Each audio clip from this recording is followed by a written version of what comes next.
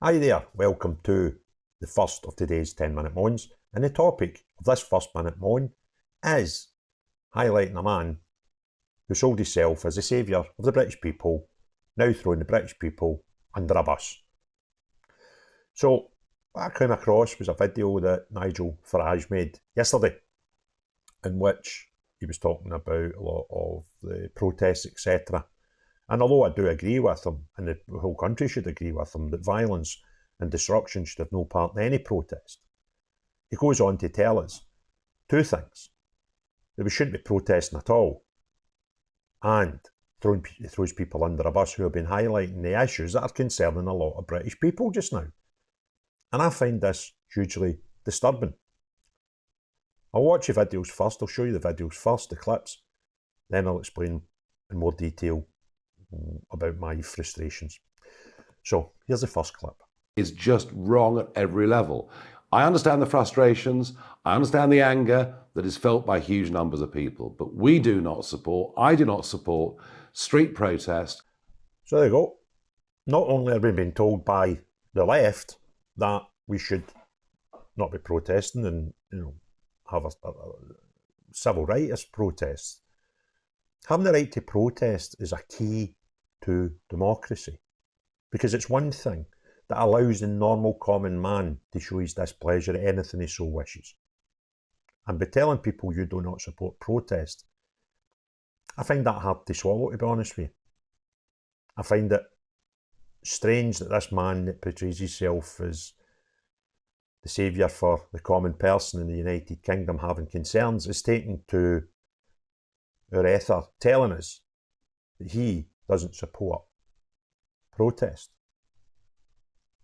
I'm actually lost with this, because we now have the left and now the right telling us that British citizens should not protest. It is your God-given right to protest. And I would urge anybody who is wanting to take up that right of protest to do so in a calm and non-violent manner. And I'm absolutely gobsmacked that this man, all the MPs out there, all the party leaders out there, should now be telling the British people that we should not be protesting. Very, very difficult for me to digest, if I'm honest with you. Now in the second clip, you'll hear him throwing people under a bus, and how he describes them I find very, very peculiar. And as for the Tommy Robinsons and those that genuinely do stir up hatred, well, I've never had anything to do with them. In fact, I was the one person above all that got rid of the BNP as an electoral threat. So now, what I hear here is a man who's been accused of stirring up hatred, saying it's no me that's doing it, it's that bad boy over there. I think that's exactly what's happening here, because a lot of the media, a lot of the other politicians are pointing the finger at Farage. We've seen them called the Farage riots, for example. So what I see here is a man, by the way, you defend yourself, you crack on. If people are saying things about you that you feel are incorrect, you have every right in the world to defend yourself. But you don't defend yourself by throwing others under a bus and blaming Tommy Robinson and the others like him that are, in your words, driving hate. And I'm just madly disappointed. This is a party that, as a unionist in Scotland who's been politically homeless for over a decade, as every other party has pissed up the leg of Scottish unionists for over a decade, every single last one. This was a party that should have been my natural home. And what we've seen during the election and the run-up to the election, was not only their second in command in Scotland, who's been with the party years, saying that he voted for an independent Scotland 10 years ago, which I don't have a problem with. People are allowed to change their mind. But he went on to say that he would vote for an independent Scotland if it could have another referendum, and he also advocated a second independent referendum in Scotland. That claim is ignored, and I'm shouted down with people who see reform as some golden torch for Scottish unionists.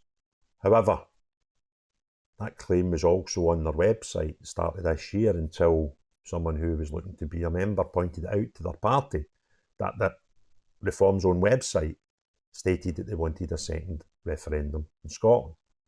And the video where their second in command, who's been with the party years up here, has now disappeared off his timeline, but I've kept a copy, where he says, I am a nationalist, I was a nationalist, I voted for independence, I'd do it again, and I want a second referendum, and so does the Reform Party. They also put at least 4 candidates up.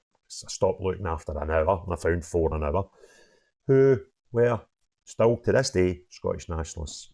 So this party really got on my wick, if I'm honest with you, with the way they treated Scottish Unionists in the run-up to that election. By the way, the second in command has just said he was misinterpreted in his video, and anyone suggesting that he would be still a nationalist is wrong. Saying the video didn't exist. He's still in the party. And I was quite happy to accept that, because I genuinely thought, well, do you know what? They might still be okay for the rest of the United Kingdom. But these 2 clips I've shown just now, I'm starting to lose any faith I had in this party. And I genuinely can't see why not only the Scottish Unionists, but I'm now questioning why any Unionist anywhere in the United Kingdom would continue to follow this man. And that's heartbreaking, genuinely heartbreaking, because I thought before the election, especially with Farage, I'm a fan. Possibly I can now say was a fan after this. But I was a fan of Farage. I liked him, I liked his personality, I liked his politics, I liked the way he conducted himself. And I was personally considering approaching that party and asking them if I could stand for election in Holyrood in 2026. And then what happened was, thankfully before I came to any decision, the information about the people they were putting up for election up here in Scotland put me off and put an end to that notion of standing for election for them. And now we see this. And I just go, do you know what? You've now turned into my head into just a party like the rest of the traditional parties, where you tell us one thing when you want us to vote for you, but your actions thereafter are completely different.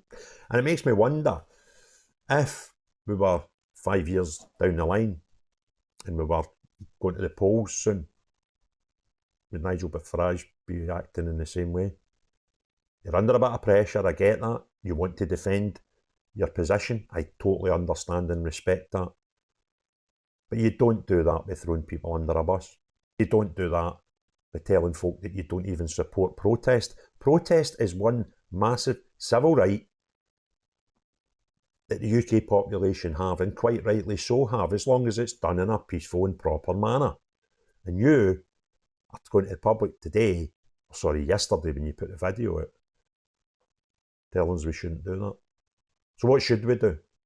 What do the British people who have got concerns about the safety of their children going to summer camps? They've got concerns about two-tier policing and being now the oppressed in their own country.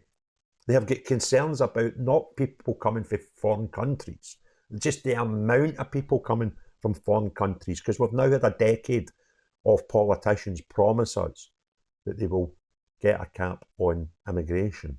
And for over a decade now, going on to 20 years, nobody's put controls over it. And people are concerned about these things. That is why they protest. But you and others like you are telling us we shouldn't do that anymore. So what do the British people do when they have fears and concerns? Because that's what this is. And by people labelling it far-right, fascist and racist, they're actually just trying to tell people, see those concerns these people have? They don't count. And they do count. And the more and more people are told that they don't count and their concerns are not valid and they shouldn't have these concerns, the more chance we have of more protests and potentially more violence. And somebody somewhere has got to actually just stop the boat, stop the world and say, right, we've got all these people with concerns. How do we help them? And I'll give you an example. People tell me that there was no riots and protests when Thomas Hamilton, a white man, killed all these kids in a school. Well, there's two things there. One, we have to go back, 40 years to find a situation where a white man done something similar that happened to those kids. And two, when Thomas Hamilton committed his horrific act, the government reacted instantly to make the people in Britain feel safer. Since those horrific acts in Southport, the only thing changing law we've had is to give the police more powers about those folk who don't like it and protest. We've still heard nothing from the government, from the police, about what they're going to do with knife crime. Nothing. It's as if it didn't happen. That's the difference between Dunblane and Southport. The government reacted immediately to Dunblane. And all they've done since Southport is bring out draconian action towards those who want to protest. You do what you like to people that want to cause violence in the streets. I think that's fair game. But when you tighten controls and people want to protest, nah, they're not for me. If you enjoyed the video, give it a thumbs up. If you've not already done so, please subscribe and hit the notifications bell. And unless you're people like Nigel Farage who want to drop the good people of Britain, like that, when you're under a bit of pressure, and you want to throw other people under the bus like that, when you're under a bit of pressure, see everybody else apart from you types of people. Have a great day. Cheerio, bye now.